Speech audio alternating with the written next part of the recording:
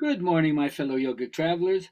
I'm mighty glad to be alive today, and I hope that you are too, as we continue to live, laugh, love, learn, linger, and live the life we love. All right, it's Tuesday, my song day. Statler Brothers, one of my favorite groups. Oh, Elizabeth, I long to see your pretty face.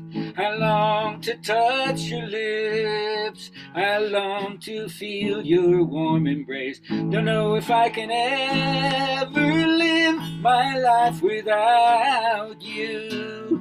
Oh, Elizabeth, I'm sure missing you. I remember when we shared a life together. You gave me strength and love and life that felt brand new. But you're so far away, I have to say I'm feeling blue. No, Elizabeth, I'm sure missing you. Oh, Elizabeth, I long to see your pretty face. I long to touch your lips. I long to feel your warm embrace. Don't know if I can ever live my life without you. Oh, Elizabeth, I'm sure missing you.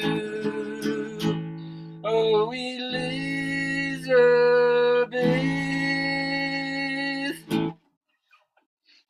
All right, just a quick hit. It's early in the morning, so singing as best as I can. All right, I'm going to talk about teachings I've gotten from Matthew Fox, a former Dominican priest who was hushed by the Vatican by his outspoken comments for justice for indigenous people, gay and lesbian community, and so forth. So he ended up dropping out of the Catholic Church, and I think now he's affiliated with the Episcopalian Church, Catholic Light as we call it. But one of the things I learned from him, because his PhD work was on medieval mysticism, which is where I learned about Meister Eckhart, is that I, like many people, embraced Eastern religions before we understood that there were parallels that were equally enlightened gurus and teachers amidst the discarded relics of the Judeo-Christian Islamic tradition.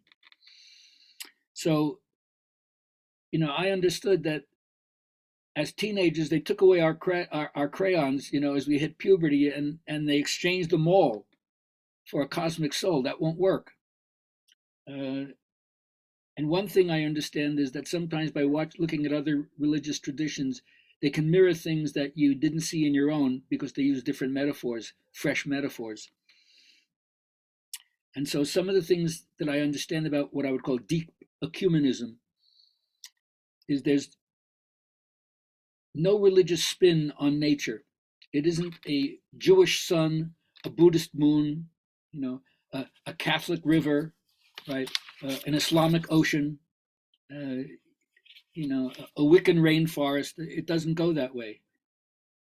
We understand in some way that compassion has to do with not dousing down your own passion, both your own love of life and befriending the beauty of creation, but at the same time recognizing the suffering that exists and empathizing with other people, which means in some way you're going to feel outrage about the injustice that's going on.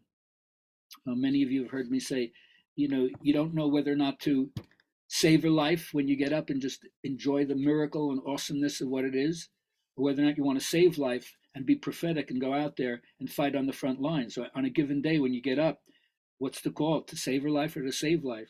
So you don't know if you're going to retire into something that's more solitary, or whether or not you're going to show your interdependence with other people and get out there on the front lines and do something to foment change. Now, I'm a believer that pessimism is one of the things that causes depression, and pessimism comes from a lack of creativity. Excuse me.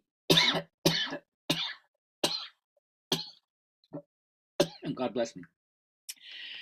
And so I've always understood that being able to express yourself, we're made in the image and likeness of the Creator, so we're supposed to create.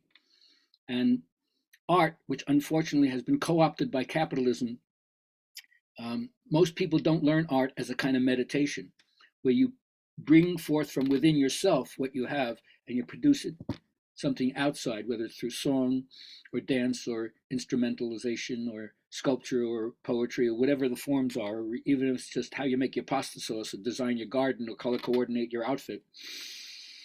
But once you understand that this, in the old teachings, it's so often sin based and moral based, and you forget that Jesus was a storyteller. His parables were really, really deep. It's one of the things that I like about his teachings. And in every tradition, the narrative is important. I'm always talking about tell your story, invite other people to tell their story, ask people who are in your life to have them tell you their story, especially your parents and grandparents, if they're still alive. Don't miss this opportunity before they go.